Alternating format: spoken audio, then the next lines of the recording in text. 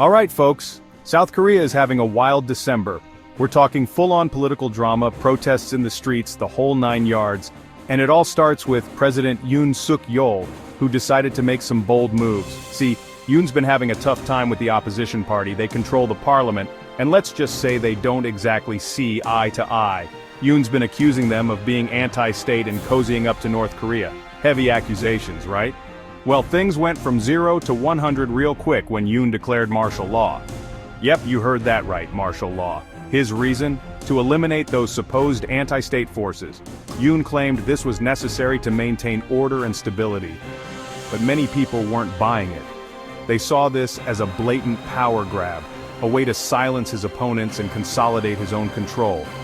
And let me tell you, they were not going to take it lying down.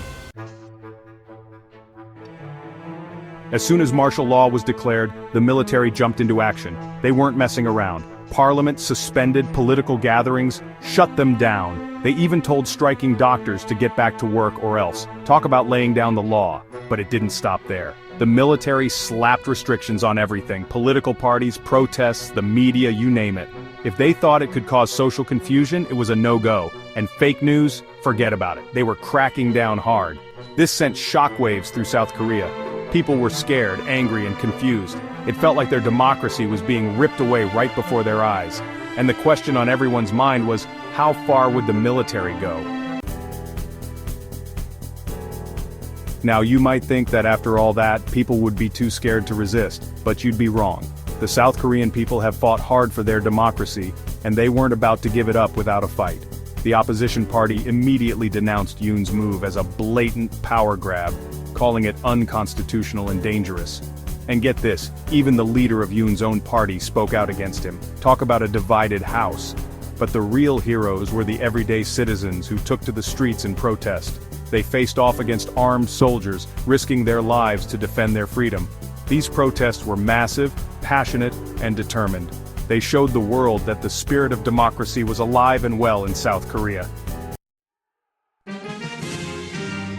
The situation in South Korea was looking pretty tense there for a minute. But then, something amazing happened. The National Assembly, despite being surrounded by soldiers, managed to hold an emergency session, and they did not disappoint. In a stunning show of defiance, the Assembly voted to repeal Yoon's martial law decree. The people had spoken, and democracy had prevailed, for now at least. This was a major victory for the people of South Korea, but the fight is far from over. The tensions that led to this crisis are still simmering, and it's unclear what the future holds.